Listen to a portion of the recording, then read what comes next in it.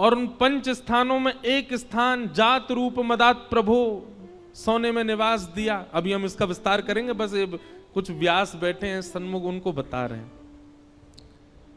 और उसके बाद परीक्षित ने आकर के मुकुट पहन लिया, जिसकी वजह से उनके मस्तिष्क में कलयुग प्रविष्ट हो गया। पर यह कथा भागवत में लिखी नहीं है। परीक्षित जी ने कोई मुकुट नहीं धारण किया, बल्कि श्रीमद् भागवत जी में तो स्पष्ट ऐसा लिखा है कि जब तक परीक्षित जी पृथ्वी पर थे कलयुग थर-थर कांपता था। कलयुग ने अपना प्रभाव डाला ही नहीं कहीं पर भी। तो फिर कहते हैं, फिर परीक्षित की मति कैसे बिगड़ी? उन्होंने एक संत का अपमान कैसे कर दिया? तो यहां भाव बताया गया, क्षुधा, भूख। इतनी भूख लगी थी उनको, इतनी प्यास लगी थी कि भोजन और प्यास का मारा व्यक्ति कुछ भी कर सकता है। इसलिए व्यक्ति को अत्यंत भूखा भी नहीं रहना चाहिए, क्योंकि अत्यंत भूख जो होती है कलयुग उस पर भी प्रभाव डाल करके उससे गलत करवा देता है।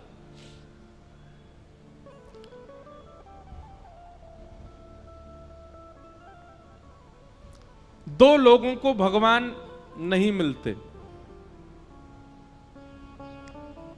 कौन दो लोग? बहुत खाने वाला और बहुत सोने वाला। पहला, जो बहुत खाता होगा और बहुत ज्यादा ही सोता होगा, समय से ज्यादा सोता है। अच्छा देखो, एक हमारे जैसे सोने वाले हैं। हमारे जैसे सोने वाले मतलब जिनकी 4-4, 5-5, 6-6 महीना की नींद बकाया है। कभी कभी नींद आती है तो खूब देर तक सो लेते हैं, पर कभी कभी सो पाते हैं हम। लेकिन एक व्यक्ति करता धरता कुछ नहीं, पूरे दिन पड़ा रहता है बस, फिर भी उसको इतनी नींद आती है कि रात में सोता है, सवेरे उठता है 10-11 बजे। कोई परिश्रम नहीं करता, कहीं बाहर जाने का उसका काम नहीं, घर में पड़ा रहेगा पूरे दिन, और फिर भी उसको इतनी नींद आती है कि 7-8 घंटे सोता है। ऐसे व्यक्ति को ठाकुर जी नहीं मिलते, जो पारिश्रमिक नहीं है, परिश्रमी नहीं है और फिर भी सोता है। और दूसरा, बहुत खाने वाला। इसमें भी यही बात आएगी, जो बहुत परिश्रम नहीं करता है लेकिन खाता बहुत है, बहुत खाता है, अधिक मात्रा, भूख से अधिक खाता है। ऐसे व्यक्ति को ठाकुर जी नहीं मिलेंगे। पहला व्यक्ति बहुत सोने वाला, बहुत खाने वाला। और दूसरा व्यक्ति बहुत कम सोने वाला और बहुत ही कम खाने वाला, उसको भी ठाकुर जी नहीं मिलते। क्यों? इसके प्रति ठाकुर जी विचार, पहले वाले के प्रति तो विचार करते हैं, ये मेरी थाली उखा जाएगा और ये सोता ही रहेगा, मोते कब खेलेगा, मेरे संग कब रहेगा, इसलिए ठाकुर जी उसको नहीं मिलते। और दूसरे वाले के प्रति ठाकुर जी विचार करते हैं, जे खुद ना खावे मुंह का खवावेगो, ये खुद ही भूखो रहे मुंह का खवावेगो। और दूसरी बात ठाकुर जी सोचते हैं, खुद सोवे ना है मुंह भी ना सुन देगो, पूरे दिन जगो रहे तो मुंह परेशान करेगो।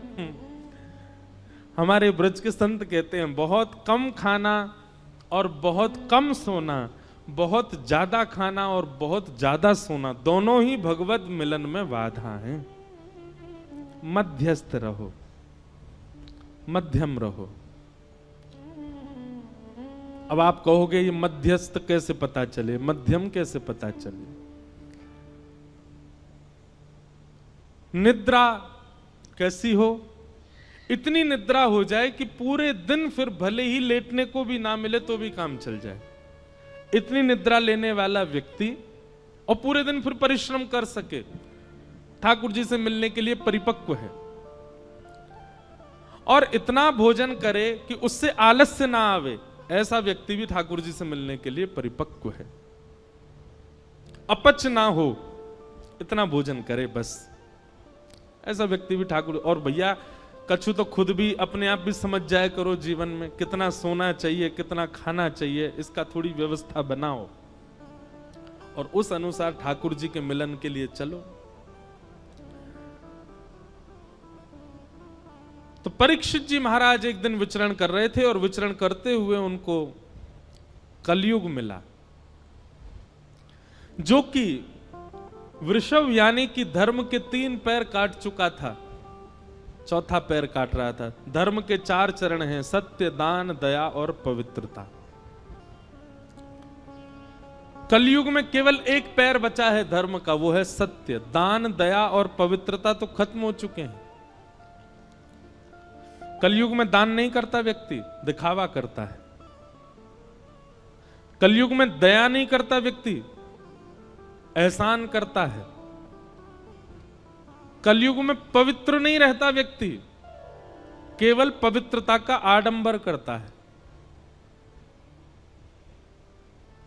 थोड़ा बहुत यदि बचा है तो सत्य बचा है। सत्य भी बोलता नहीं है, सुनने के लिए सत्य चाहिए।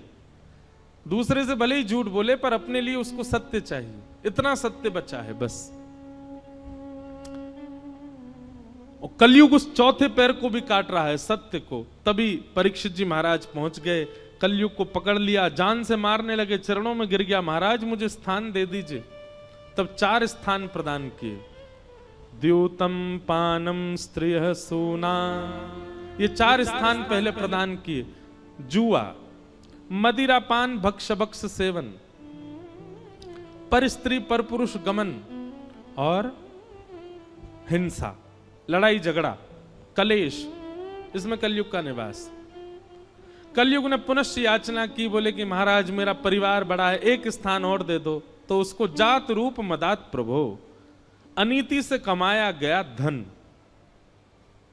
5वां स्थान प्रदान किया।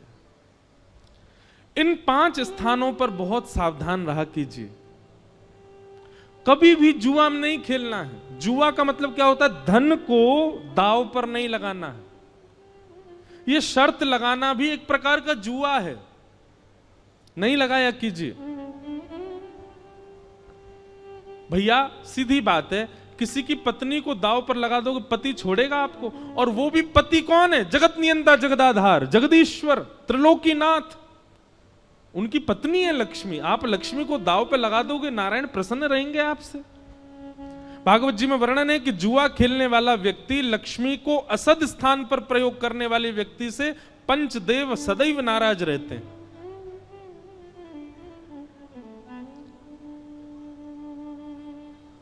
कई बार हमने देखा कि जुआ खेलने वाले व्यक्ति प्रारंभिक स्थिति में बहुत धन कमा लेते हैं,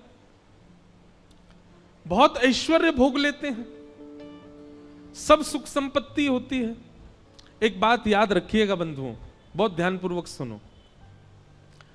असद क्रिया करने वाला व्यक्ति, बहुत ध्यान से सुनिएगा, असद क्रिया करने वाला व्यक्ति दूषित क्रिया करने वाले व्यक्ति के लिए एक निधान बनाते हैं भगवान। क्या?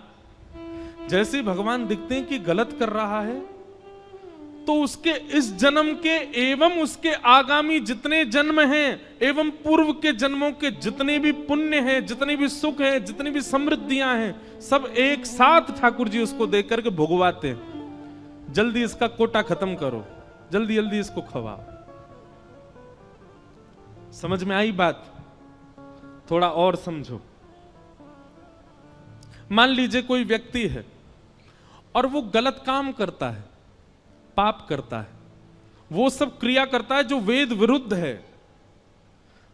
ठाकुर जी एक आध बार तो प्रयास करते हैं कि सुधर जाए, लेकिन वो एक आध बार में भी जब नहीं सुधरता है तो ठाकुर जी कहते हैं ठीक है, तो अब इसका स्वभाव बन ही चुका है, इसको पाप करना ही है, इसको गलत करना ही है, तो फिर इसके जन्म में, इसके जीवन में जितने भी सुख समृद्धियां आने वाली हैं, एक संग सब इसके जीवन में दे दो। उसके पास धन भी आ जाएगा, उसके पास संपत्ति भी आ जाएगी, वो जो चाहेगा उसको मिलने लग जाएगा। लेकिन वो यह नहीं समझ पाता है कि मेरा खाता खत्म किया जा रहा है जल्दी जल्दी। एक साथ सब भुगवा करके फिर ठाकुर जी उसको ऐसा गिरते हैं, ऐसा गिरते हैं, जैसे उसका शून्य हो जाता है खाता, फिर वो जीवन में उठ नहीं पाता। इस जीवन में नहीं, कितने जन्मों तक नहीं उठ पाता। और भक्ति करने वाले के साथ उल्टा होता है। जैसे ठाकुर जी देखते हैं तिलक लगाने लग गया, कंठी पहनता है, माला जप करता है, नित्य हरिनाम संकीर्तन करता है, कथा श्रवण करता है, तो ठाकुर जी कहते हैं इसके जीवन में जितने दुख आने वाले हैं, इसके अनेक जन्मों में जितने दुख आने वाले, सब भुगवा के इसके सारे खाते खत्म करो दुख के। और एक साथ ठाकुर जी भुगवा भुगवा करके सब नष्ट कर देते हैं, शून्य कर देते हैं। और जैसे ही उसका खाता शून्य होता है, ठाकुर जी आकर के उसको हृदय से लगा लेते हैं। कभी कभी बंधुओं एक बात कहे हम, कभी कभी आप जो चाहते हो वो होने लग जाता है, सब कुछ बहुत अच्छा अच्छा चल रहा है, और इसके बदले में आप ये भी जानते हो कि आप पाप करते हो, आप वो सब क्रिया करते हो जो वेद विरुद्ध है, जो शास्त्र विरुद्ध है, और फिर भी आपके साथ सब कुछ अच्छा अच्छा होता है, तो संकेत समझ लेना खाता खत्म किया जा रहा है अच्छाई का। और जिस दिन कंठी माला पहनो, तिलक धारण करो, गुरु मंत्र ले लो, नाम जप करना प्रारंभ कर दो, तैयार हो जाना। अब ठाकुर जी हमारे बुराई के, हमारे जीवन के आने वाले दुखों के, कष्टों के, आर्तों के जितने भी विपत्तियां हैं सब अब भेजेंगे। हमको उसको निवृत्त करना, उससे नष्ट करना, उससे निकलना है, घबराना नहीं है।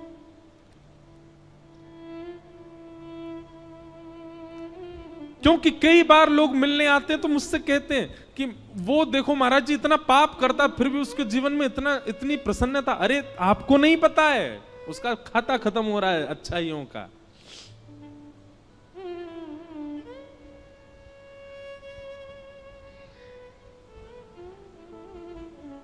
इसलिए कभी कभी जीवन में रुकावटें आना, कभी कभी जीवन में एंजाइटी आना, डिप्रेशन आना, चिंताएं बढ़ना, थोड़ी थोड़ी परेशानियां आना,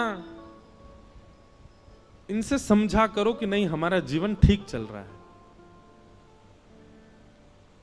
और कुछ हो ही नहीं रहा है। 5 साल हो गए, सब बढ़िया ही बढ़िया चल रहा है, कोई दिक्कत ही नहीं आती, कभी कोई रुकावट ही नहीं आ रही, कभी चिंता ही नहीं हो रही, कोई परेशानी ही नहीं आ रही। घबरा जाना, हे नाथ जरूर आप कुछ भयानक करने वाले। समुद्र में जब सुनामी आने वाली होती ना, लहरें धीमी कर देता है समुद्र, शांत हो जाता है समुद्र और धीरे धीरे पीछे जाने लग जाता है। तो किनारे वाले लोगों को लगता है अरे ये तो अंदर जा रहा है, और अंदर चलो, और अरे ये तो अंदर जा रहा है, अरे शांत हो गया, देखो लहरें ही नहीं आ रही हैं। और फिर अचानक से एक ऐसा ज्वार भाटा आता है, सब नष्ट कर जाता है। सुनामी देखी है कभी आपने? भोपाल में काय को आएगी सुनामी, समुद्र ही नहीं है। हमने सुनामी तो नहीं देखी, पर सुनामी के बाद का समय देखा। 2004 में आई थी भारत में, हम गए थे चेन्नई, छोटा सा था मैं। उसके बाद सुनामी के बाद का समय, और कभी देखना हो ना तो कभी रामेश्वरम जाइए, और रामेश्वरम दर्शन करके फिर आप जब धनुषकोडी जाएंगे तो बीच का जो मार्ग है वहां देखेंगे दोनों तरफ समुद्र है, इधर भी समुद्र, इधर बीच में रास्ता। तो वहीं एक गांव हुआ करता था किसी समय पर, वो सुनामी में आज भी पूरा गांव वहां दिखता है, टूटे हुए घर, बहुत भयानक। हमारी कथा अभी रामेश्वरम में, हम साल भर में एक ही राम कथा करते हैं बस। वो भी एक परिवार है, उन्हीं को ही दे रखी है। उन्होंने संकल्प लिया 12 ज्योतिर्लिंग में कराने का, तो पिछले साल सोमनाथ में हुई, इस साल रामेश्वरम में, अगले साल देखो कहां होगी। 12 ज्योतिर्लिंगों में हर साल तो है 25 दिसंबर से रामेश्वरम। और भरत चरित्र पर कथा है, केवल श्री भरत जी का चरित्र। हमारा अभ्यास तो कम है मानस जी पर, लेकिन कई बार जिसको भोजन बनाना नहीं आता ना, कभी कभी रसोई में घुस जाए और कुछ बन तो अच्छा बना जाता है। और कई बार परिपक्व व्यक्ति जो हमेशा ही बनाता है, कई बार उससे भी बढ़िया नहीं बनती सब्जी। तो हम अपनी कथा की प्रशंसा नहीं कर, अपने भाव की प्रशंसा कर रहे हैं। हमको राम कथा का इतना अभ्यास नहीं, पर जब हम बोलने बैठते हैं ना तो इतना आनंद। सोमनाथ की घटना है, सोमनाथ में जब कथा थी, पहली बार राम कथा की, तो हमने कहा भाई हम हर दिन एक पात्र के ऊपर बोलेंगे। एक दिन सीता जी के ऊपर बोले, एक दिन शत्रुघ्न जी के ऊपर बोले, एक दिन लक्ष्मण जी के ऊपर, हनुमान जी के ऊपर, आदि आदि सबके ऊपर एक एक दिन का प्रसंग रखा था। जिस दिन भरत जी का चरित्र था तो मैं कक्ष में पढ़ता था पूरे दिन, मैं मिलता नहीं था वहां किसी से, पढ़ता था और कथा करता था। तो जब भरत चरित्र हम पढ़ रहे थे, आज भी स्मृति में आता है वो सब भाव। अपने बिस्तर की रजाई में घुस के रोया, मैं इतना रोया कि मैं बस ये बोलूं संघ वालों से, आज कथा मैं नहीं कर पाऊंगा। मैंने कि जो चरित्र पढ़ने में इतना भाव दे रहा है उसको हम कैसे सुनाएंगे। पर वास्तव में मानस जी, रामचरित्र मानस सामान्य नहीं है, अद्भुत है। और उसको कोई भावजन्य व्यक्ति सुने और भावजन्य व्यक्ति सुनाए तो ही मानस जी को न्याय मिल पाएगा, नहीं तो नहीं।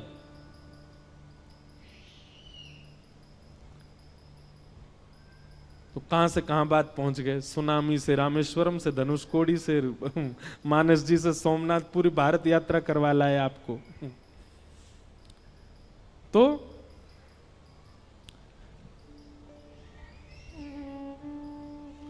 पांच स्थान, द्यूतम, पानम, स्त्रिय, सोना और अनीति से कमाया गया धन। इन पांच स्थानों पर बहुत सावधान रहा कीजिए। धन को कभी भी गलत प्रयोग में मत लगाइए। धन का गलत प्रयोग क्या है?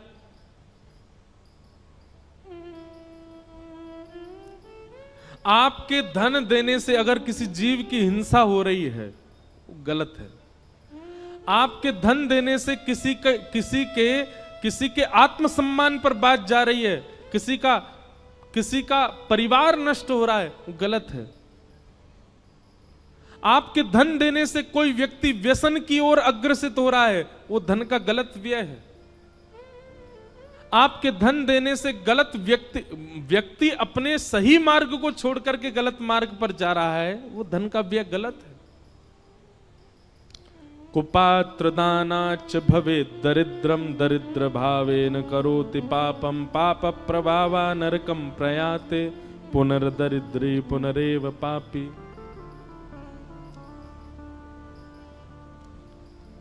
सोच विचार करके धन का व्यय किया कीजिए। दूसरा, पानम, मदिरा पान करना, भक्ष सेवन करना, जीव हिंसा करके खा जाना, तंबाकू खाना, सिगरेट पीना और दुनिया भर के नशीले पदार्थों को अपने मुख पर धारण करना, ये सब पाप है।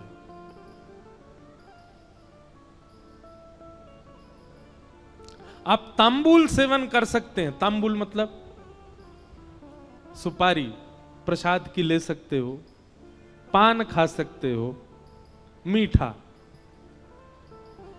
आप ठाकुर जी को निवेदित करके जल आदि का सेवन कर सकते हो, शिकंजी पी सकते हो, आदि आदि। अब हम सीधा संकेत, आपको पता ही हम कहां कर रहे हैं, वो नहीं करना चाहिए।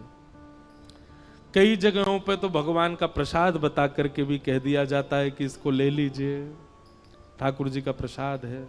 नहीं, प्रसाद के रूप में भी स्वीकार नहीं करना। कोई देवी देवता नहीं पाते। ये मानव अपने जीव के स्वाद के लिए कुछ भी करता है। बताओ, महादेव को यूं बता देते हैं महादेव ऐसा। अरे महादेव को अगर विजया का भोग लगता है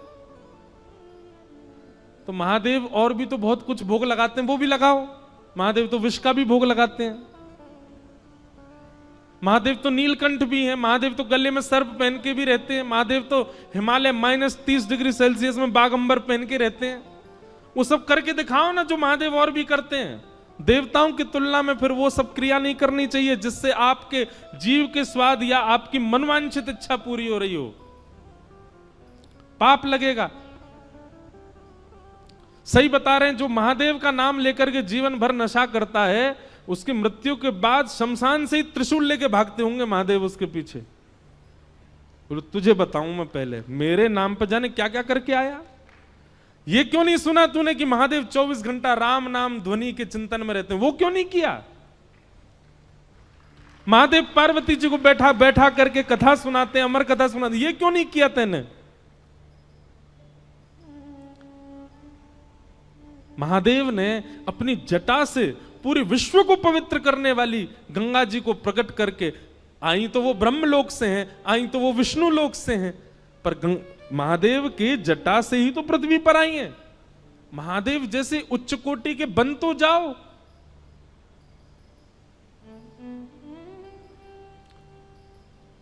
भैरव बाबा के नाम पे कुछ भी कर रहे हैं, देवियों के नाम पे वहां भोग लगता है, खा लो, ये कर, कुछ नहीं।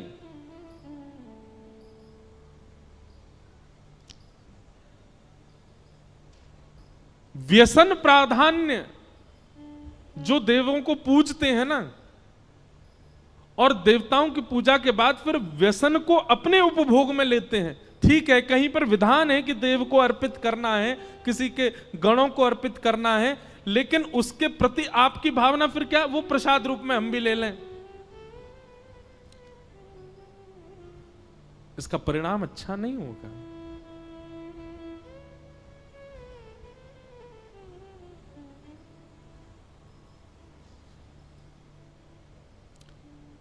एक बार मैं कहीं कथा में बोल रहा था कि किसी व्यक्ति के ऊपर देवी देवता नहीं आ सकते, गण आ जाते होंगे।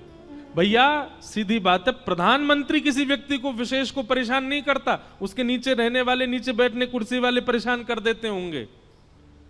प्रधानमंत्री किसी को फोन करके नहीं कहेगा रुक जा बेटा रात में गुंडे भेज रहा हूं तेरे पास ना।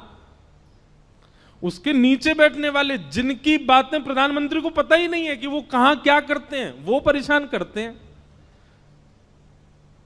भैया आदिदेव जितने भी हैं ये सब तो कृष्ण चिंतन में इतने व्यस्त रहते हैं, इन पे समय आपको परेशान करने का।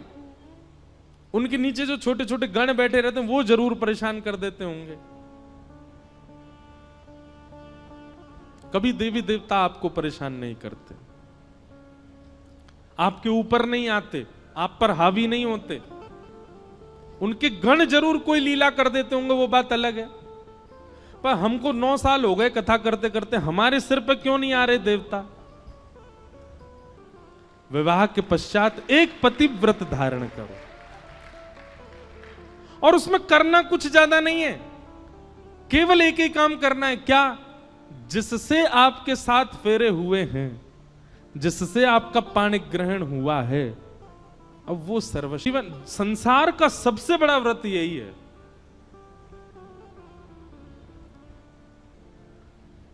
इससे बड़ा व्रत कोई नहीं हो सकता।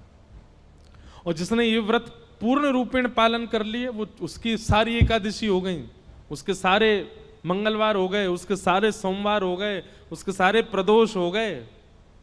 हाँ वो बात अलग है, उसके बाद भी वो रखे एकादशी आदि के व्रत, वो अच्छी बात है। पर यह व्रत धारण करना सामान्य बात नहीं है। ऐसा व्यक्ति, ऐसी माताएं पूजनीय हैं, वंदनीय है। इसलिए कलयुग का तीसरा स्थान बताया गया पर स्त्री पर पुरुष संग, और चौथा हिंसा।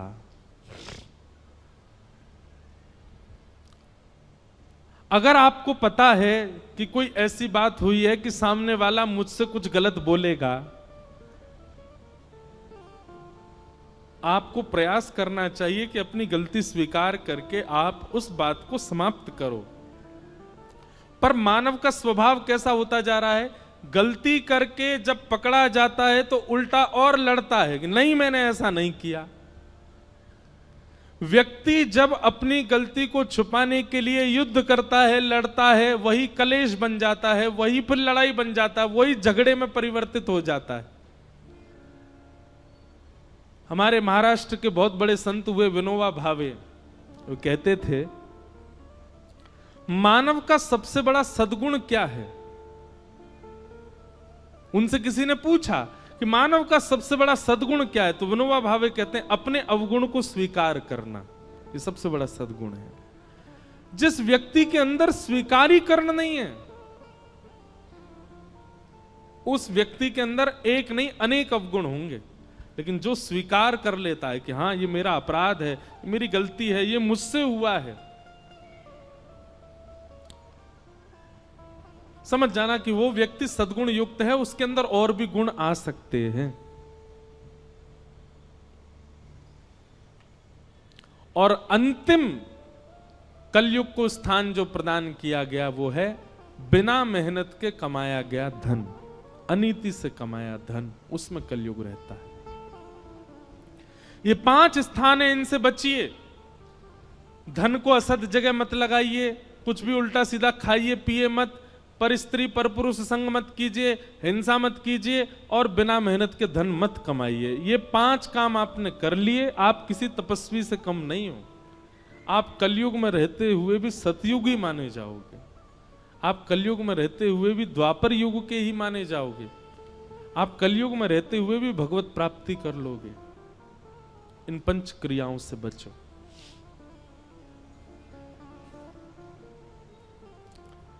पांच स्थान प्रदान करने के बाद में कलयुग को छोड़ करके परीक्षित जी वापस गए, और परीक्षित जी एक दिन आकेट को वन में गए तो फिर उनसे एक अपराध बन गया। एक संत के गले में मरा हुआ सर्प डाल दिया। क्यों? क्योंकि संत समाधि में बैठे थे और परीक्षित ने जाकर के जल की याचना की। संत ने अनसुना किया, अनसुना नहीं किया, वो समाधि में थे, उनको सुनाई दिया नहीं। 2 प्रकार की समाधि होती है। एक होती है सामान्य समाधि के, नेत्र बंद करके बैठे हैं और बाहर की प्रक्रिया से आप पर अनुभव होता है, आपके ऊपर भी उसका असर होता है। और दूसरी होती है त्राटक समाधि। त्राटक समाधि में नेत्र बंद हो जाते हैं, श्वास रुक जाती है और मन चित्त आत्मा देह छोड़ करके कहीं और चला जाता है। ऐसी त्राटक समाधि कर रहे थे कौन? शमीक ऋषि। तभी वहां पर परीक्षित जी ने जाकर के जल की याचना की, पर संत ने कोई प्रत्युत्तर नहीं दिया, तो अपना अपमान जान करके परीक्षित ने गले में मरा हुआ सर्प डाल दिया, जिसके कारण शमीक ऋषि के पुत्र श्रृंगी ने परीक्षित को 7 दिन में मरने का श्राप दिया। परीक्षित को जैसे ये बात पता चली कि मुझे 7 दिन में मरने का श्राप लगा है, एक बात बहुत ध्यान से सुनो बंधुओं, वैष्णव का ये स्वभाव स्वरूप होता है कि अपने जीवन में आने वाले आर्त के ऊपर वो विचलित नहीं होता। भगवान ना करे कभी डॉक्टर ने आपसे कुछ ऐसा बहुत गंभीर बीमारी बता दी आपको, आपके अंदर अगर वैष्णवता होगी ना तो आप परेशान नहीं होगे। आप चिंतन करोगे, ठीक है नाथ, इसका मतलब यह था कि अब मैं अपने कर्तव्यों को विश्राम कर दूं और अपना शेष जीवन जो है आपके भजन भाव में लगा करके और संपूर्ण अपने जीवन की जो गलतियां हैं उन सबको सुधार करके अब मैं आपकी प्राप्ति कर लूं। ये तो रही तन की स्थिति। और भी कुछ पता चले जीवन में, कुछ ऐसा घटना घटी कि जिससे विचलित हो गया पूरा परिवार, पर आप विचलित नहीं हुए। आप मन में विचार करने लगे ठाकुर जी सब मंगल करेंगे, निश्चित है कि आप वैष्णव हो। लेकिन अपने जीवन में आने वाली स्थिति से विचलित हो जाए, भयभीत हो जाए,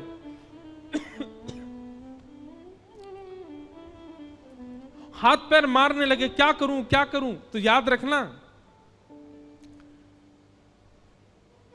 गहरे जल में अगर कभी गिर जाओ, हमारा एक सूत्र अपनाइएगा, गहरे जल में यदि कूद कभी गिर जाओ, भगवान करे कभी ना गिरो, पर गहरे जल में कभी गिर जाओ, एक तो मुंह बंद रखना और दूसरा हाथ पांव को ढीला छोड़ देना। आप डूब ही नहीं सकते।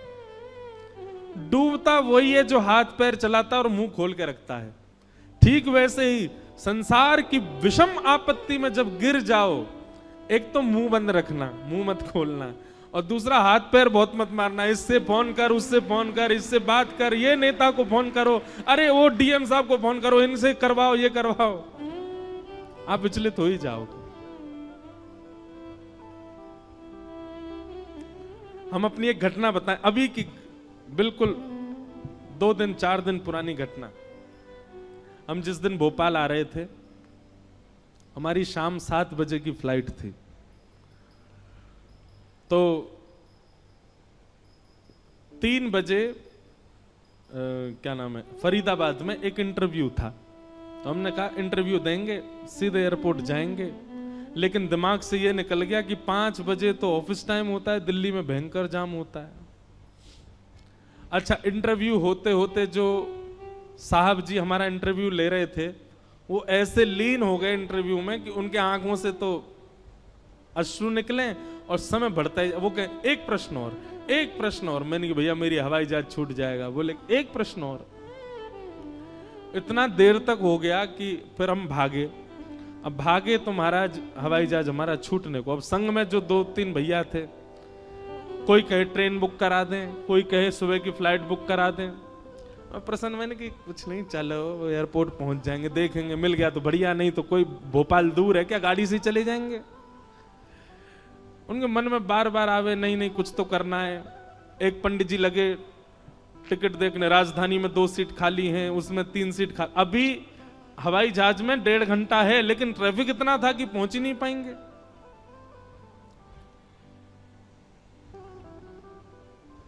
जब 45 मिनट बचे तब तक मैंने कुछ किया नहीं। मैं अपना बढ़िया प्रेम से फोन चला रहा था, कुछ देख रहा था, और बड़ा प्रसन्न था हृदय से। तो फिर हमने कहा चलो भोपाल में जो हमको एयरपोर्ट लेने आ रहे हैं उनको संकेत तो कर दें कि हम नहीं आ पाएंगे, हवाई जहाज तो मिलना नहीं है। हमने उनको फोन करके कहा, मैंने कि सुनिए, हमने ये नहीं कहा कि कोई व्यवस्था करो, मैंने ये कहा अब हम नहीं आ पाएंगे। मैंने कहा अब हम सुबह पहुंचेंगे, ट्रेन से आए तो 4 बजे पहुंचेंगे, सुबह वाली फ्लाइट से आए तो 5 बजे की फ्लाइट है उससे आएंगे, तो अब हम सुबह आएंगे, आप घर पे ज्यादा व्यवस्था मत करना। बोले महाराज जी 5 मिनट दीजिए। उन्होंने एयरपोर्ट फोन करके वहां की सिक्योरिटी वगैरह से कहा, बोले कि महाराज जी के बैगों के सारे टैग निकाल दो और बोर्डिंग पास निकाल दो, ये करवा दो, वो कर दो। और उनका फोन आया, बोले आप एयरपोर्ट पहुंच के बस इस नंबर पे फोन कर देना महाराज जी, अगर हुआ तो मिल जाएगी। मैं ठीक है। हम फ्लाइट टेक ऑफ करने से आधा घंटा पहले एयरपोर्ट पहुंचे। 7:30 का फ्लाइट था, 7 बजे पहुंचे। किसी कीमत पे नहीं मिल सकता फ्लाइट।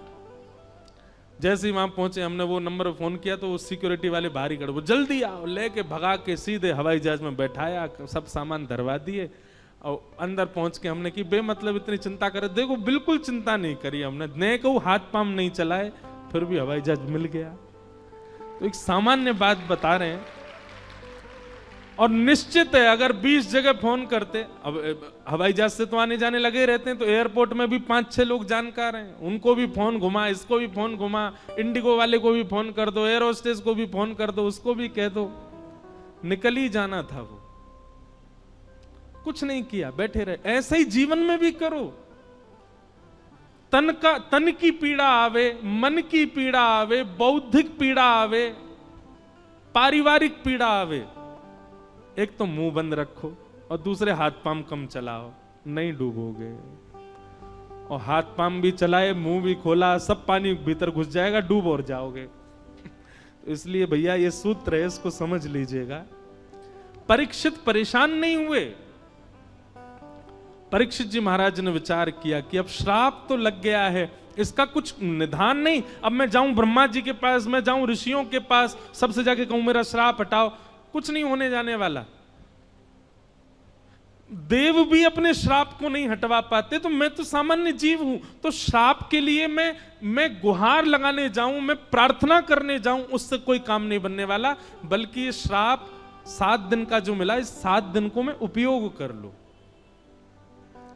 इसलिए परीक्षित जी अपने पुत्र जन्मेजय को राज्य गद्दी देकर के गंगा के तट पर चले गए और वहां जाकर के उन्होंने सब संतों से जाकर के कहा कि महाराज मेरे जीवन के केवल 7 दिन बचे हैं, आप कृपा करके बताओ मैं क्या करूं। केवल 7 दिन मेरे जीवन के बचे हैं, इन 7 दिनों का उपयोग मुझे कैसे करना चाहिए, कृपा करके मुझे बताइए। सब संतों ने अनेक अनेक उपाय बताए, पर कोई भी प्रमाणित नहीं बता पाया। तभी वहां सुखदेव जी का आगमन हुआ और सुखदेव जी के चरणों में आपने प्रणाम करते हुए कहा, अतः पृच्छामि संसिद्धिं योगिनां परमं गुरुं पुरुषस्येह यत् कार्यं म्रियमाणस्य सर्वथा। मेरे जीवन के केवल 7 दिन बचे हैं नाथ, बताइए मैं क्या करूं। तब शुकाचार्य जी ने यहां से कहना प्रारंभ किया, वरीयानेशते प्रश्न क्रतो लोकहितं नृप आत्मवेद सम्मतः पुंसां श्रोतव्यादिषु यः परः। सुखदेव जी के चरणों में प्रणाम करते हुए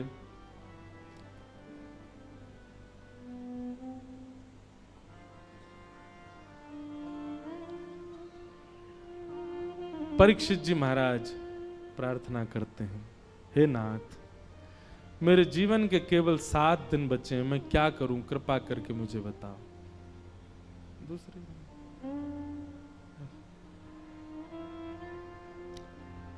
तेरी शरण में आके मैं धन्य हो गया,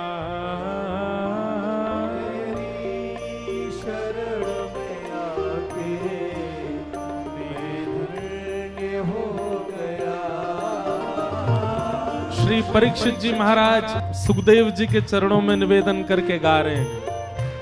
आप सब लोग भागवत जी से प्रार्थना करते हुए गाओ। कृपा है हम लोगों की कि हमारे लिए भागवत जी स्वयं चल करके भोपाल आई हैं।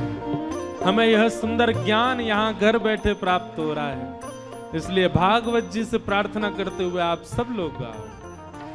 तेरी शरण में आके मैं धन्य हो गया,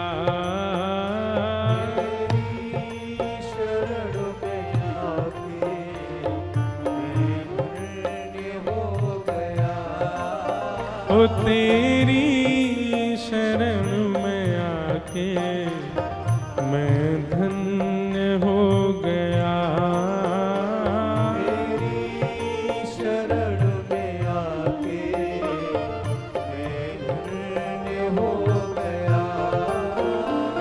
जन्मों की प्यास थी जो,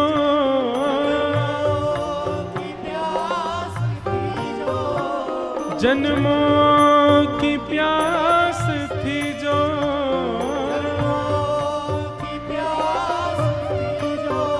संपन्न हो गया, तेरी शरण में आके मैं धन्य हो गया, तेरी शरण में आके मैं धन्य हो गया, हे तुझको अपना बना के मैं धन्य हो गया, तुझको अपना बना के।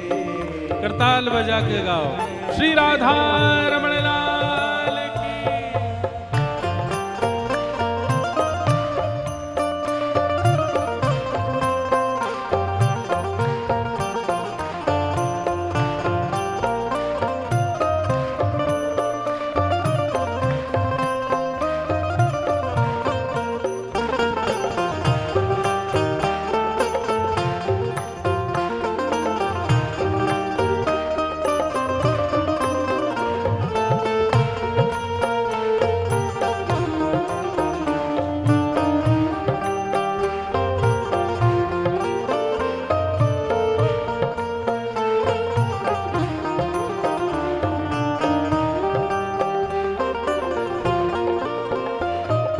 कितने मिले अमीर यहाँ, कितने गरीब हो, मिले अमीर यहाँ, कितने गरीब, कितने मिले अमीर यहाँ, कितने गरीब हो,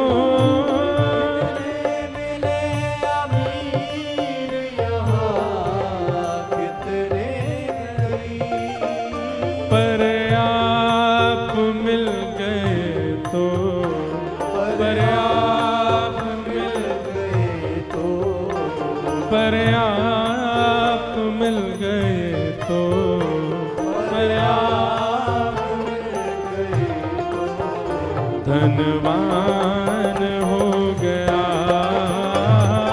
आप मिल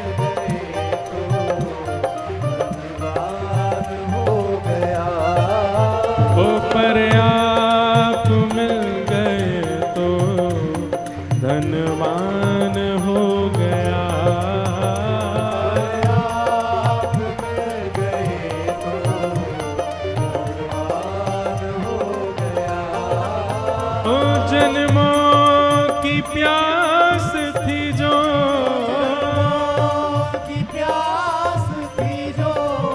जन्मों की प्यास थी जो,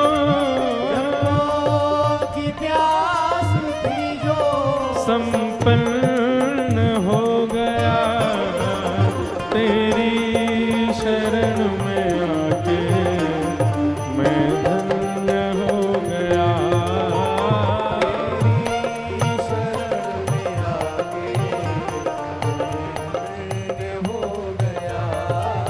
ओ तुझको अपना बना के मैं धन्य हो गया।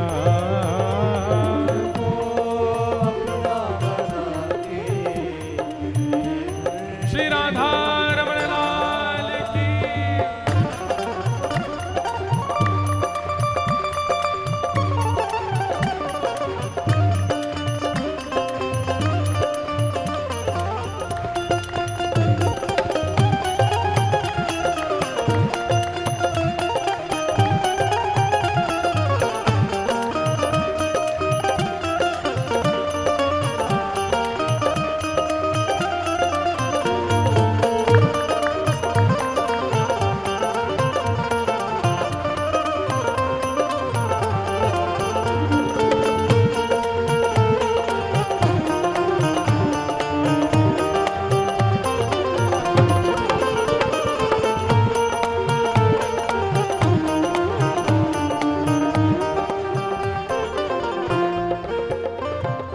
करना कभी ना दूर प्रभु चरणों से आप हो। करना कभी ना दूर प्रभु चरणों से आप। करना कभी ना दूर प्रभु चरणों से आप हो।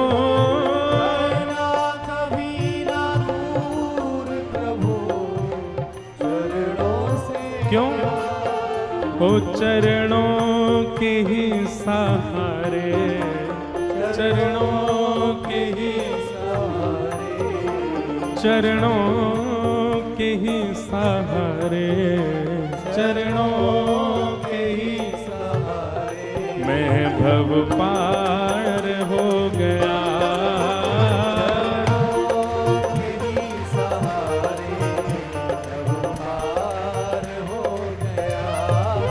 ओ चरणों के ही सहारे भव पार हो गया।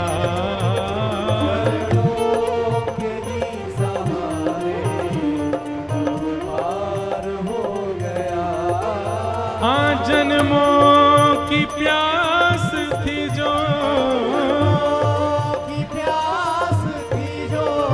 जन्मों की प्यास थी जो, संपन्न हो गया तेरी शरण में आके मैं धन्य हो गया।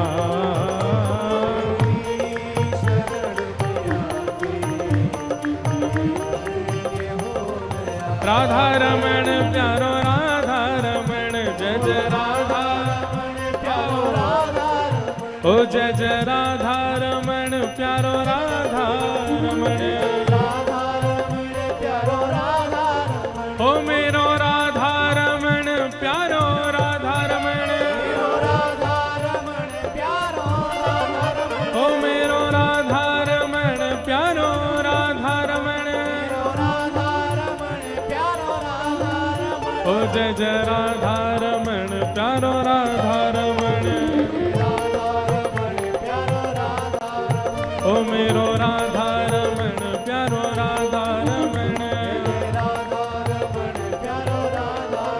ओ मेरो राधा रमण जय जय राधा रमण। ओ मेरो राधा रमण जय जय राधा रमण। ओ मेरो राधा रमण जय जय राधा रमण।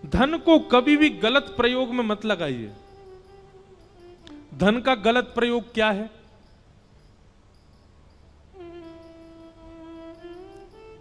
आपके धन देने से अगर किसी जीव की हिंसा हो रही है, वो गलत है।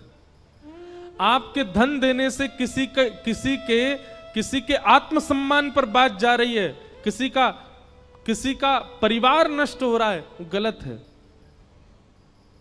आपके धन देने से कोई व्यक्ति व्यसन की ओर अग्रसित हो रहा है, वो धन का गलत व्यय है। आपके धन देने से गलत व्यक्ति अपने सही मार्ग को छोड़ करके गलत मार्ग पर जा रहा है, वो धन का व्यय गलत है। कुपात्र दानाच भवे दरिद्रम दरिद्र भावेन करोति पापम पाप प्रभावा नरकम प्रयाते पुनर्दरिद्री पुनरेव पापी।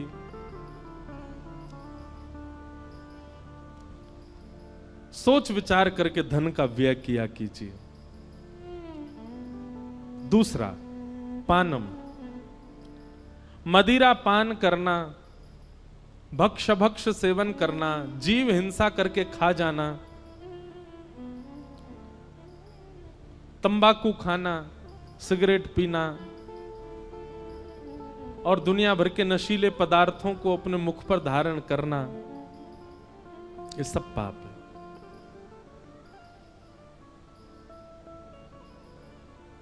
आप तांबूल सेवन कर सकते हैं। तांबूल मतलब सुपारी प्रसाद की ले सकते हो, पान खा सकते हो, मीठा आप ठाकुर जी को निवेदित करके जल आदि का सेवन कर सकते हो, शिकंजी पी सकते हो, आदि आदि। अब हम सीधा संकेत, आपको पता ही हम कहां कर रहे हैं, वो नहीं करना चाहिए। कई जगहों पे तो भगवान का प्रसाद बता करके भी कह दिया जाता है कि इसको ले लीजिए, ठाकुर जी का प्रसाद है। नहीं, प्रसाद के रूप में भी स्वीकार नहीं करना। कोई देवी देवता नहीं पाते। ये मानव अपने जीव के स्वाद के लिए कुछ भी करता है।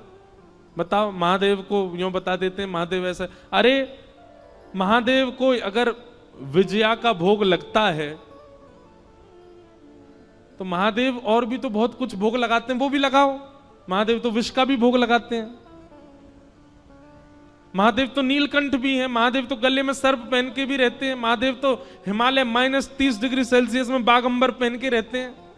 वो सब करके दिखाओ ना जो महादेव और भी करते हैं। देवताओं की तुलना में फिर वो सब क्रिया नहीं करनी चाहिए जिससे आपके जीव के स्वाद या आपकी मनवांछित इच्छा पूरी हो रही हो। पाप लगेगा।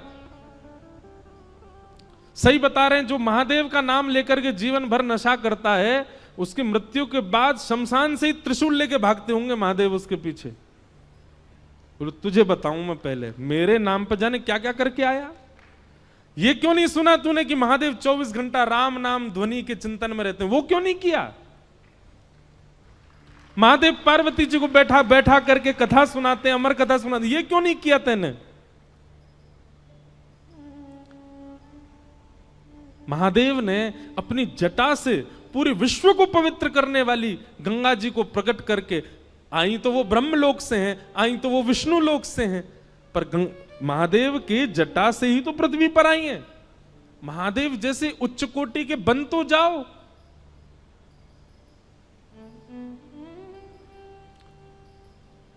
भैरव बाबा के नाम पे कुछ भी कर रहे हैं, देवियों के नाम पे वहां भोग लगता है, खा लो, ये कर, कुछ नहीं।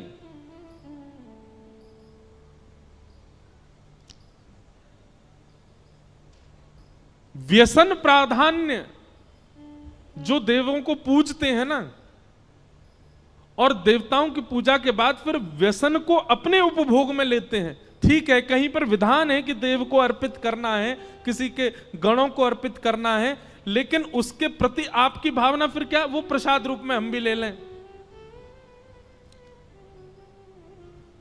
इसका परिणाम अच्छा नहीं होगा।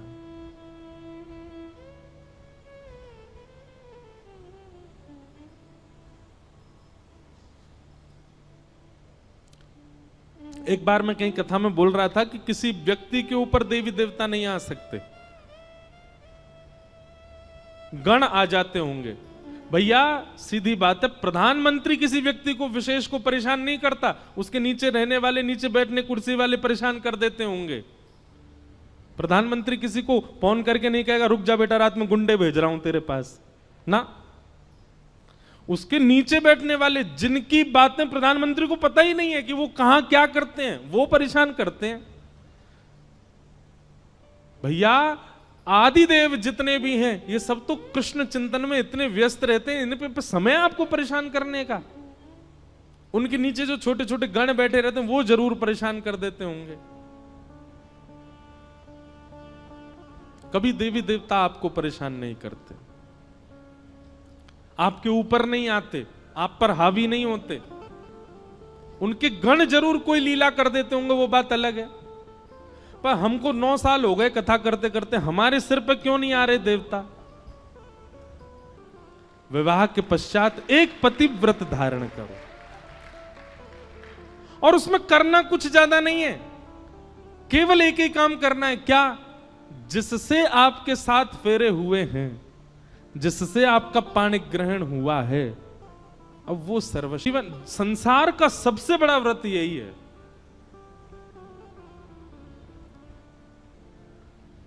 इससे बड़ा व्रत कोई नहीं हो सकता।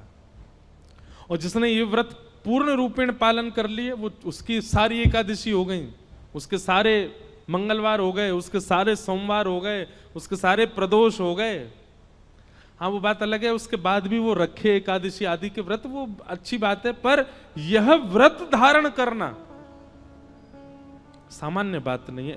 ऐसा व्यक्ति, ऐसी माताएं पूजनीय हैं, वंदनीय है। इसलिए कलयुग का तीसरा स्थान बताया गया पर स्त्री पर पुरुष संग, और चौथा हिंसा।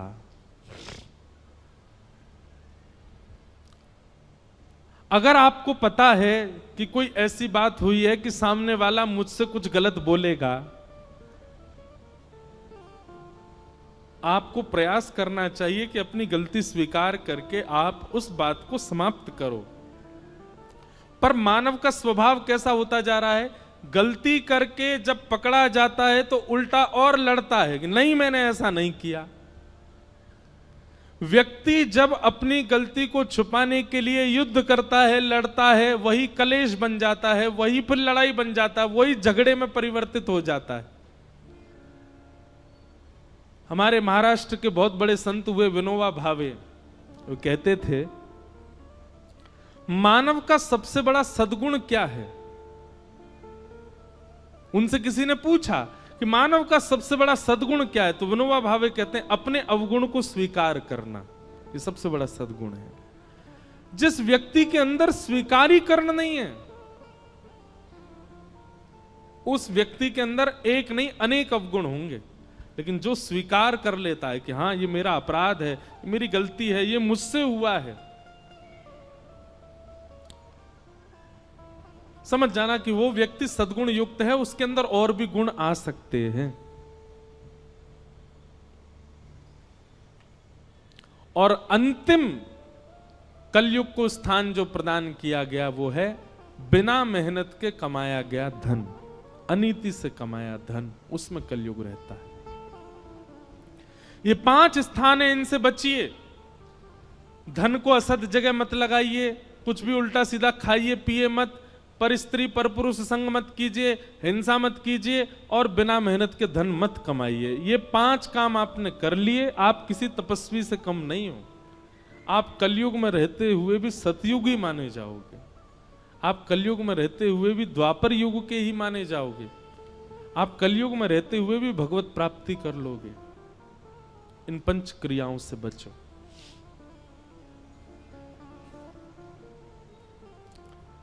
पांच स्थान प्रदान करने के बाद में कलयुग को छोड़ करके परीक्षित जी वापस गए, और परीक्षित जी एक दिन आकेट को वन में गए तो फिर उनसे एक अपराध बन गया। एक संत के गले में मरा हुआ सर्प डाल दिया। क्यों? क्योंकि संत समाधि में बैठे थे और परीक्षित ने जाकर के जल की याचना की। संत ने अनसुना किया, अनसुना नहीं किया, वो समाधि में थे, उनको सुनाई दिया नहीं। दो प्रकार की समाधि होती है। एक होती है सामान्य समाधि के नेत्र बंद करके बैठे हैं और बाहर की प्रक्रिया से आप पर अनुभव होता है, आपके ऊपर भी उसका असर होता है। और दूसरी होती है त्राटक समाधि। त्राटक समाधि में नेत्र बंद हो जाते हैं, श्वास रुक जाती है और मन चित्त आत्मा देह छोड़ करके कहीं और चला जाता है। ऐसी त्राटक समाधि कर रहे थे कौन? शमीक ऋषि।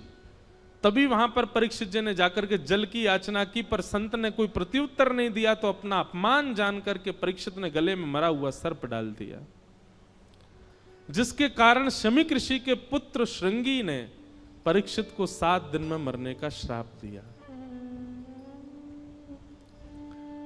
परीक्षित को जैसे ये बात पता चली कि मुझे 7 दिन में मरने का श्राप लगा है, एक बात बहुत ध्यान से सुनो बंधुओं, वैष्णव का ये स्वभाव स्वरूप होता है कि अपने जीवन में आने वाले आर्त के ऊपर वो विचलित नहीं होता। भगवान ना करे कभी डॉक्टर ने आपसे कुछ ऐसा बहुत गंभीर बीमारी बता दी आपको, आपके अंदर अगर वैष्णवता होगी ना तो आप परेशान नहीं होगे। आप चिंतन करोगे ठीक है नाथ, इसका मतलब यह था कि अब मैं अपने कर्तव्यों को विश्राम कर दूं और अपना शेष जीवन जो है आपके भजन भाव में लगा करके और संपूर्ण अपने जीवन की जो गलतियां हैं उन सबको सुधार करके अब मैं आपकी प्राप्ति कर लूं। ये तो रही तन की स्थिति। और भी कुछ पता चले जीवन में, कुछ ऐसा घटना घटी कि जिससे विचलित हो गया पूरा परिवार, पर आप विचलित नहीं हुए। आप मन में विचार करने लगे ठाकुर जी सब मंगल करेंगे, निश्चित है कि आप वैष्णव हो। लेकिन अपने जीवन में आने वाली स्थिति से विचलित हो जाए, भयभीत हो जाए,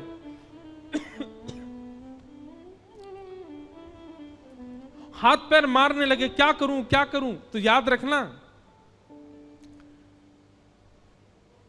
गहरे जल में अगर कभी गिर जाओ, हमारा एक सूत्र अपनाइएगा, गहरे जल में यदि कूद कभी गिर जाओ, भगवान करे कभी ना गिरो, पर गहरे जल में कभी गिर जाओ, एक तो मुंह बंद रखना और दूसरा हाथ पांव को ढीला छोड़ देना। आप डूब ही नहीं सकते। डूबता वही है जो हाथ पैर चलाता और मुंह खोल के रखता है। ठीक वैसे ही संसार की विषम आपत्ति में जब गिर जाओ, एक तो मुंह बंद रखना, मुंह मत खोलना, और दूसरा हाथ पैर बहुत मत मारना। इससे फोन कर, उससे फोन कर, इससे बात कर, ये नेता को फोन करो, अरे वो डीएम साहब को फोन करो, इनसे करवाओ, ये करवाओ। आप विचलित हो ही जाओगे। हम अपनी एक घटना बताएं, अभी की बिल्कुल 2 दिन 4 दिन पुरानी घटना। हम जिस दिन भोपाल आ रहे थे, हमारी शाम 7 बजे की फ्लाइट थी, तो 3 बजे क्या नाम है, फरीदाबाद में एक इंटरव्यू था। तो हमने कहा इंटरव्यू देंगे, सीधे एयरपोर्ट जाएंगे, लेकिन दिमाग से ये निकल गया कि 5 बजे तो ऑफिस टाइम होता है, दिल्ली में भयंकर जाम होता है। अच्छा, इंटरव्यू होते होते जो साहब जी हमारा इंटरव्यू ले रहे थे, वो ऐसे लीन हो गए इंटरव्यू में कि उनके आंखों से तो अश्रु निकले और समय बढ़ता है। वो कहे एक प्रश्न और, एक प्रश्न और। मैंने कहा भैया मेरी हवाई जहाज छूट जाएगा। बोले एक प्रश्न और। इतना देर तक हो गया कि फिर हम भागे। अब भागे तो महाराज हवाई जहाज हमारा छूटने को। अब संग में जो 2-3 भैया थे, कोई कहे ट्रेन बुक करा दें, कोई कहे सुबह की फ्लाइट बुक करा दें। और प्रसन्न मैंने कि कुछ नहीं, चलो एयरपोर्ट पहुंच जाएंगे, देखेंगे, मिल गया तो बढ़िया, नहीं तो कोई भोपाल दूर है क्या, गाड़ी से चले जाएंगे। उनके मन में बार बार आवे नहीं नहीं कुछ तो करना है। एक पंडित जी लगे टिकट देखने, राजधानी में 2 सीट खाली हैं, उसमें 3 सीट खाली। अभी हवाई जहाज में 1.5 घंटा है, लेकिन ट्रैफिक इतना था कि पहुंच ही नहीं पाएंगे।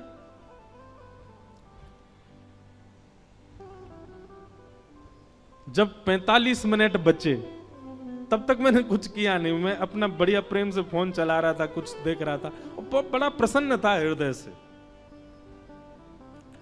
तो फिर हमने कहा चलो भोपाल में जो हमको एयरपोर्ट लेने आ रहे हैं उनको संकेत तो कर दें कि हम नहीं आ पाएंगे, हवाई जहाज तो मिलना नहीं है। हमने उनको फोन करके कहा, मैंने कि सुनिए, हमने ये नहीं कहा कि कोई व्यवस्था करो, मैंने ये कहा अब हम नहीं आ पाएंगे। मैंने कहा अब हम सुबह पहुंचेंगे, ट्रेन से आए तो 4 बजे पहुंचेंगे, सुबह वाली फ्लाइट से आए तो 5 बजे की फ्लाइट है उससे आएंगे, तो अब हम सुबह आएंगे, आप घर पे ज्यादा व्यवस्था मत करना। बोले महाराज जी 5 मिनट दीजिए। उन्होंने एयरपोर्ट फोन करके वहां की सिक्योरिटी वगैरह से कहा, बोले कि महाराज जी के बैगों के सारे टैग निकाल दो और बोर्डिंग पास निकाल दो, ये करवा दो, वो कर दो। और उनका फोन आया, बोले आप एयरपोर्ट पहुंच के बस इस नंबर पे फोन कर देना महाराज जी, अगर हुआ तो मिल जाएगी। मैं ठीक है। हम फ्लाइट टेक ऑफ करने से आधा घंटा पहले एयरपोर्ट पहुंचे, 7:30 का फ्लाइट था, 7 बजे पहुंचे। किसी कीमत पे नहीं मिल सकता फ्लाइट।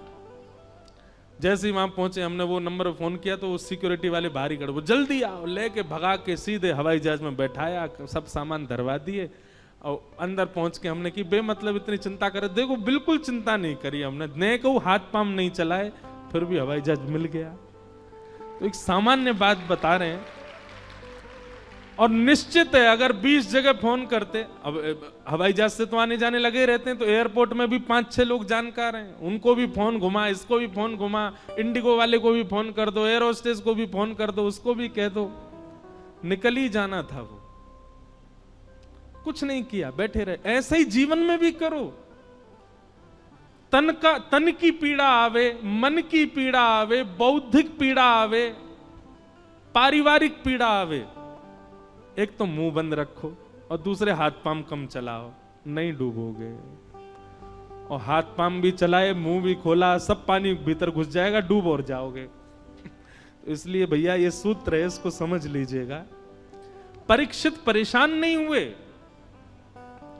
परीक्षित जी महाराज ने विचार किया कि अब श्राप तो लग गया है, इसका कुछ निदान नहीं। अब मैं जाऊं ब्रह्मा जी के पास, मैं जाऊं ऋषियों के पास, सबसे जाके कहूं मेरा श्राप हटाओ, कुछ नहीं होने जाने वाला। देव भी अपने श्राप को नहीं हटवा पाते, तो मैं तो सामान्य जीव हूं, तो श्राप के लिए मैं गुहार लगाने जाऊं, मैं प्रार्थना करने जाऊं, उससे कोई काम नहीं बनने वाला। बल्कि ये श्राप 7 दिन का जो मिला, इस 7 दिन को मैं उपयोग कर लूं। इसलिए परीक्षित जी अपने पुत्र जन्मेजय को राज्य गद्दी देकर के गंगा के तट पर चले गए और वहां जाकर के उन्होंने सब संतों से जाकर के कहा कि महाराज मेरे जीवन के केवल 7 दिन बचे हैं, आप कृपा करके बताओ मैं क्या करूं। केवल 7 दिन मेरे जीवन के बचे हैं, इन 7 दिनों का उपयोग मुझे कैसे करना चाहिए, कृपा करके मुझे बताइए। सब संतों ने अनेक अनेक उपाय बताए, पर कोई भी प्रमाणित नहीं बता पाया। तभी वहां सुखदेव जी का आगमन हुआ और सुखदेव जी के चरणों में आपने प्रणाम करते हुए कहा, अतः पृच्छामि संसिद्धिं योगिनां परमं गुरुं पुरुषस्येह यत् कार्यं म्रियमाणस्य सर्वथा। मेरे जीवन के केवल 7 दिन बचे हैं नाथ, बताइए मैं क्या करूं। तब शुकाचार्य जी ने यहां से कहना प्रारंभ किया, वरीयानेशते प्रश्न क्रतो लोकहितं नृप आत्मवेद सम्मतः पुंसा श्रोतव्यादिषु यपर। सुखदेव जी के चरणों में प्रणाम करते हुए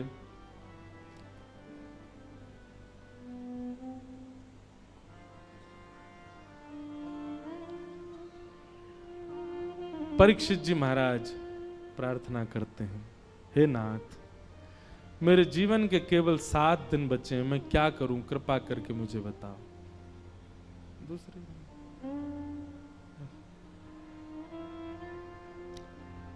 तेरी शरण में आके मैं धन्य हो गया,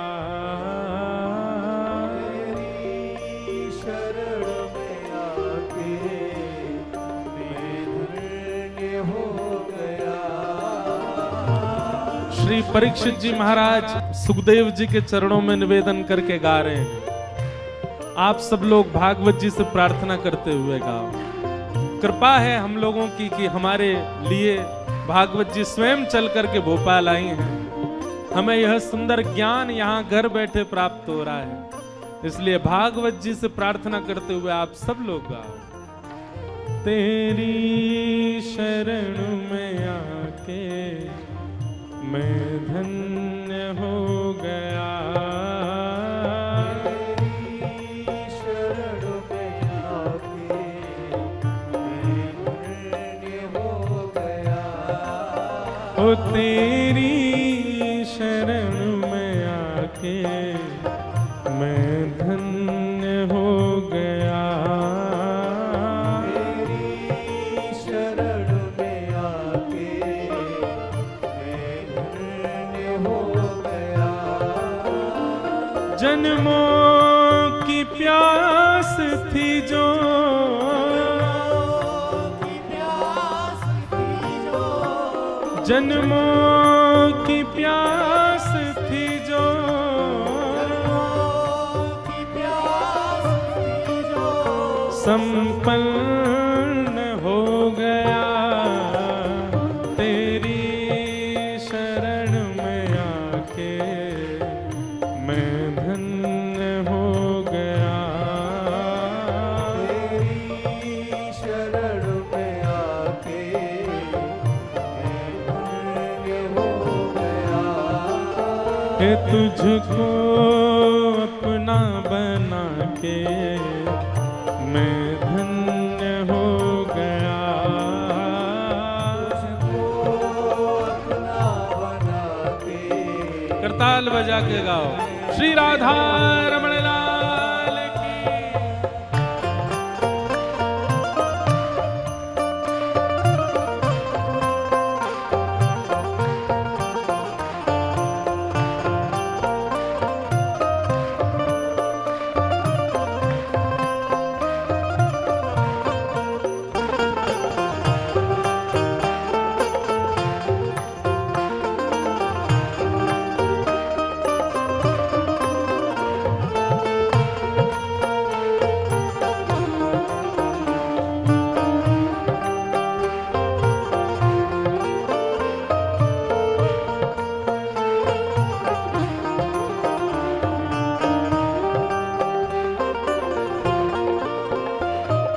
कितने मिले अमीर यहाँ, कितने गरीब हो। मिले अमीर यहाँ, कितने गरीब। कितने मिले अमीर यहाँ, कितने गरीब हो। मिले अमीर यहाँ, कितने गरीब। पर आप मिल गए तो, पर आप मिल गए तो, पर आप मिल गए तो, पर आप धनवान हो गया। आप मिल गए तो धनवान हो गया। ओ पर आप मिल गए तो धनवान हो गया। आप मिल गए तो धनवान हो गया। ओ जन्मों की प्यास थी जो, की प्यास थी जो, जन्मों की प्यास थी जो, की प्यास थी जो, संपन्न हो गया। तेरी शरण में आके मैं धन्य हो गया। तेरी शरण में आके धन्य हो गया। ओ तुझको अपना बना के मैं धन्य हो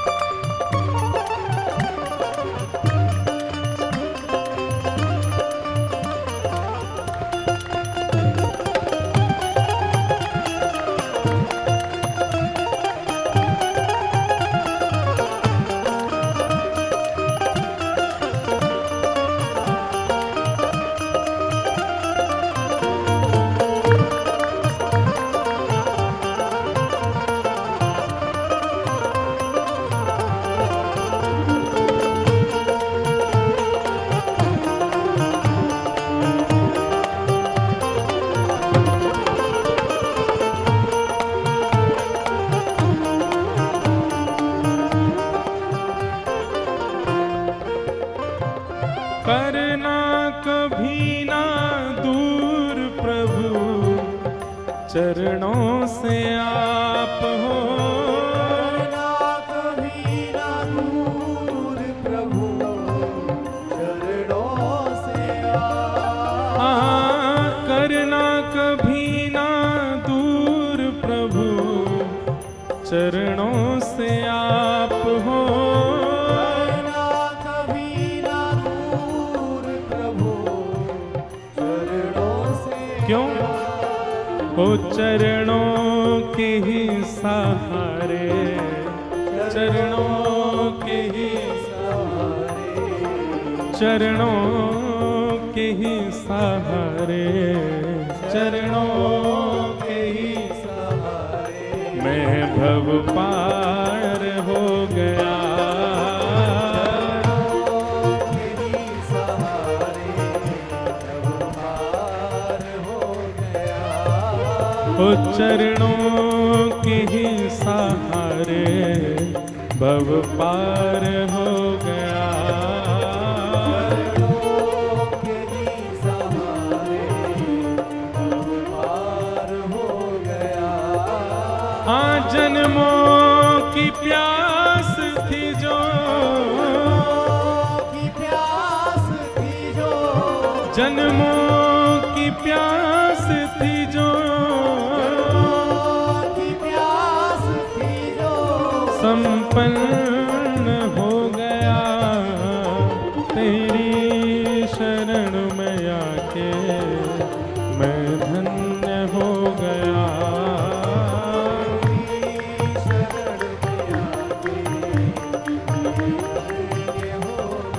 राधा रमण प्यारो राधा रमण, जय जय राधा प्यारो राधा रमण, ओ जय जय राधा रमण प्यारो राधा रमण। राधा रमण प्यारो राधा रमण, ओ मेरो राधा रमण प्यारो राधा रमण, राधा रमण प्यारो राधा रमण, ओ मेरो राधा रमण प्यारो राधा रमण। राधा रमण प्यारो राधा रमण, ओ जय जय राधा रमण प्यारो राधा रमण। राधा रमण प्यारो राधा रमण, ओ मेरो राधा रमण प्यारो राधा रमण। राधा रमण प्यारो राधा रमण, ओ मेरो राधा रमण जय जय राधा रमण। राधा रमण जय जय राधा रमण, ओ मेरो राधा रमण जय जय राधा रमण। राधा रमण जय जय राधा रमण, ओ मेरो राधा रमण जय जय राधा रमण।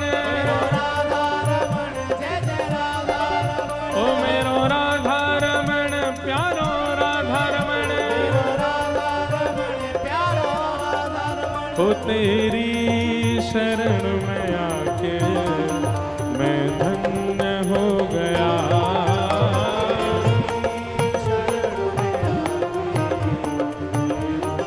ये हो गया। ओ तेरी शरण में आके मैं धन्य हो गया।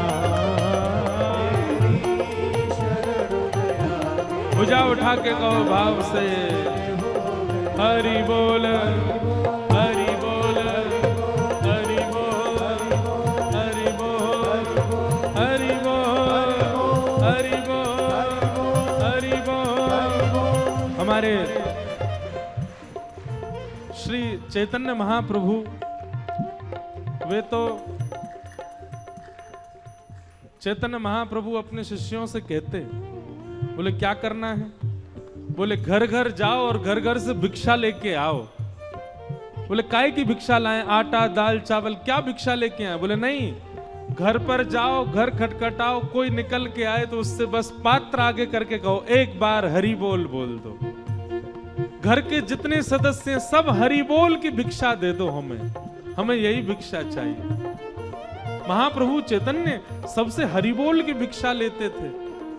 ये हरि नाम हरि बोल सामान्य नहीं है, एक बार हरि बोलने पर उसका फल अनंत गुना प्राप्त होता है। भुजा उठा करके कहो हरि बोल हरि बोल हरि बोल हरि बोल